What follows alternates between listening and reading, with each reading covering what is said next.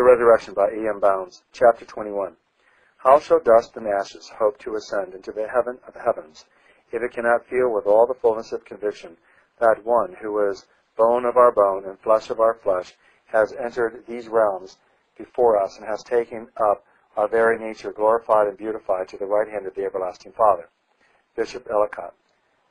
The Bible declares that these bodies are to be changed, not other bodies made or developed, but these vile bodies, the earthly bodies which belong to us, the bodies of our humiliation, shame, and weakness, are to be changed and fashioned into the form of Christ's glorious body. It was Christ's same body, the body pierced and dead on the cross, the body which slept in Joseph's tomb, that was made glorious. So it is to be our same body, the body which had suffered the humiliation, that is to share the glory. It is to be accomplished by His divine power and at His second coming. This change will follow in point of time immediately after the resurrection.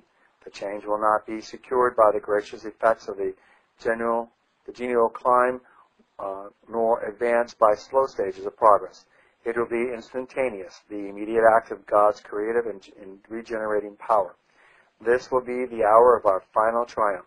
The last enemy, death, will be destroyed, and no traces of the ravages of death nor the ruins of sin will be left. Then we will have proof of the correctness of the apostles' figuring and its results. For I reckon that the sufferings of this present time are not worthy to be compared with the glory which shall be revealed in us. Then will be realized the transmuting power of God, how the dull and dreary things of this life can be changed to jeweled brightness, how its light afflictions, which pressed so wearily and heavily upon us, have been working for us a far more exceeding and eternal weight of glory. Then we shall not see through this earthly glass darkly, but face to face, with full and unveiled vision. Then in the fullness of knowledge as well as light, we shall know even as we are known. Then we will realize how here, even with the highest spiritual vision, eye did not see, nor ear hear, neither did it enter into the heart of man to conceive of things which God hath prepared for them that love Him. These are the two glorious facts awaiting these bodies broken and imprisoned even in this life and humbled into death and dust. They are to be raised from the dead. The long sleep of death is to be broken by the power of God when the archangel's trump shall sound. But it also teaches that the body thus raised shall undergo a change to fit it for the glorious resurrection life. Paul declares to us that this change shall consist of several particulars, which shall distinguish it from and contrast it with the present body, described by him thus: it is sown in corruption, it is raised in incorruption, changed from corruption to incorruption. Our bodies now are wasted by sickness, wasted by age, wasted by care, wasted by toil. Everything, mark it as corruptible. Its beauty fades, its strength decays, its life grows feebler and feebler. Our heavenly bodies will not be subject to decay nor to the weakness of age. They will not be the heirs of sickness or death. By them, sickness and sorrow, pain and death will be felt and feared no more. Sorrow and the labors of this earthly life break and mar the force of this body, and it wastes away.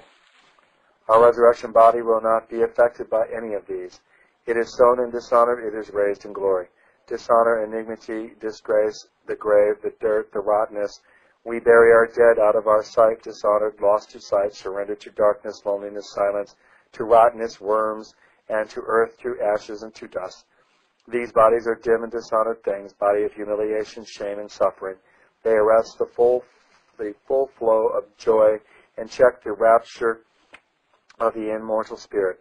The transformation which they will undergo will make them glorious, shining with a splendor which outvies the sun. Doubtless they will be luminous and attractive, shapely with symmetric and perfect in form, lustrous with an immortal life, radiant with its deathless charms.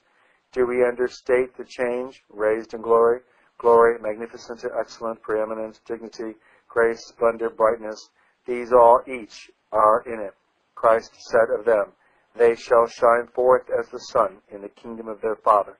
They that be wise shall shine as the brightness of a good firmament, and they that turn many to righteousness as the stars forever and ever.